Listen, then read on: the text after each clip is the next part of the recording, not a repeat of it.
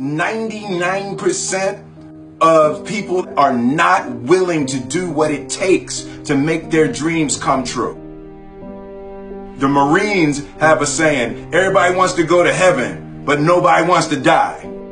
The center of bringing any dream into fruition is self-discipline. You know, something as simple as food and eating. It's not about your body as much as it is about your mind. It's getting command of your mind to be able to choose actions that are in your own best interest. Every day we are choosing that's not in our own best interest. So if the world is attacking you and the world wants to fight you and the world's trying to hold you down, so you're going to kick yourself in the balls? So you're going to stop yourself from getting what you dream. And I think the word discipline has kind of gotten a bad name. We think about it in terms of punishment. I'm not talking about discipline in that way. I'm talking about discipline in the sense that you forego immediate pleasure for the exchange of long-term self-respect. I believe that self-discipline is the definition of self-love. That when you say that you love yourself, that means that you have behavior towards yourself that is loving. Self-discipline is the center of all material success. You cannot win the war against the world if you can't win the war against your own mind.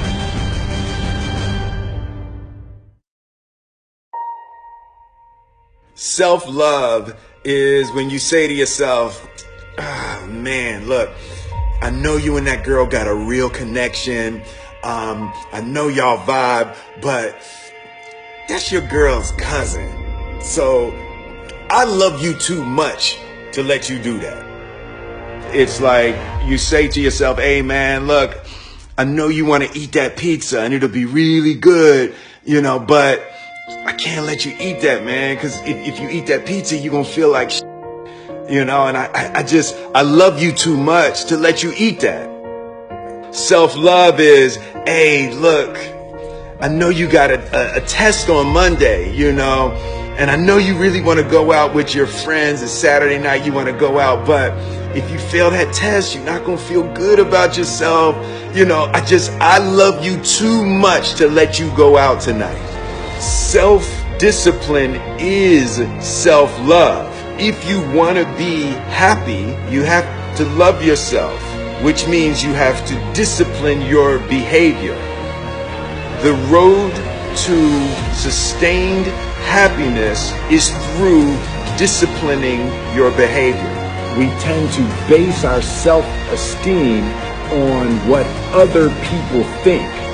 And that's not really self-esteem. Self-esteem is supposed to be how we feel about ourselves. And I was just saying how dangerous it is to allow other people to determine how you're going to feel about you. And it's kind of like looking into a broken mirror. You're going to look in a broken mirror and then change your face to try to look good in this defiled, busted, broken mirror. And it just, other people's opinions is a really way to determine how we feel about ourselves.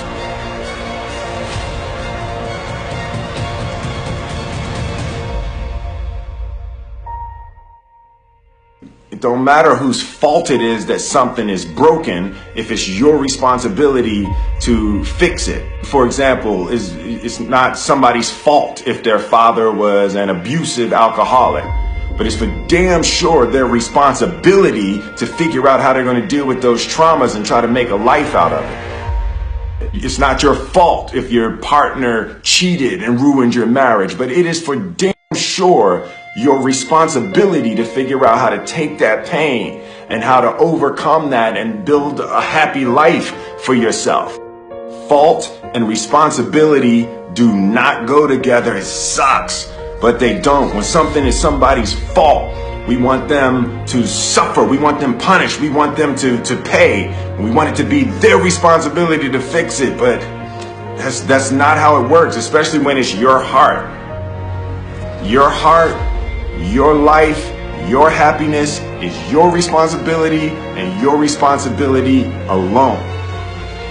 As long as we're pointing the finger and stuck in whose fault something is, we're jammed and trapped into victim mode. When you're in victim mode, you are stuck in suffering. The road to power is in taking responsibility.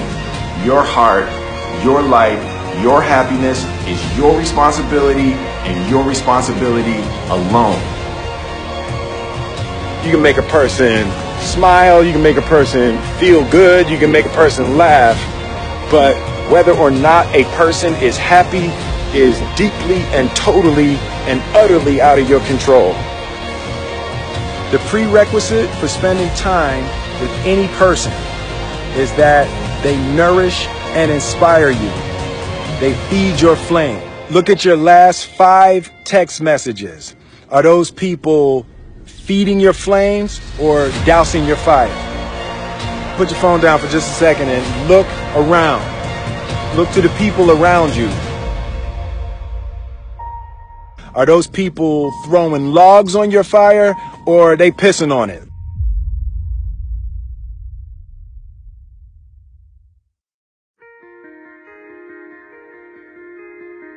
I want my life, I want my work, my family, I want it to mean something. And it's like, if you are not making someone else's life better, then you're wasting your time. The separation of talent and skill is one of the greatest misunderstood concepts for people who are trying to excel, who have dreams that want to do things. Talent you have naturally. Skill is only developed by hours and hours and hours of beating on your craft. You don't try to build a wall. You don't set out to build a wall. You don't say, I'm going to build the biggest, baddest, greatest wall that's ever been built. You don't start there. You say, I'm going to lay this brick as perfectly as a brick can be laid. There will not be one brick on the face of the earth that's going to be laid better than this brick that I'm going to lay in this next 10 minutes. And you do that every single day. And soon you have a wall. And soon you have a wall. And I think psychologically, the advantage that gives me over a lot of people that I have been in competition with in different situations is it's difficult to take the first step when you look how big the task is.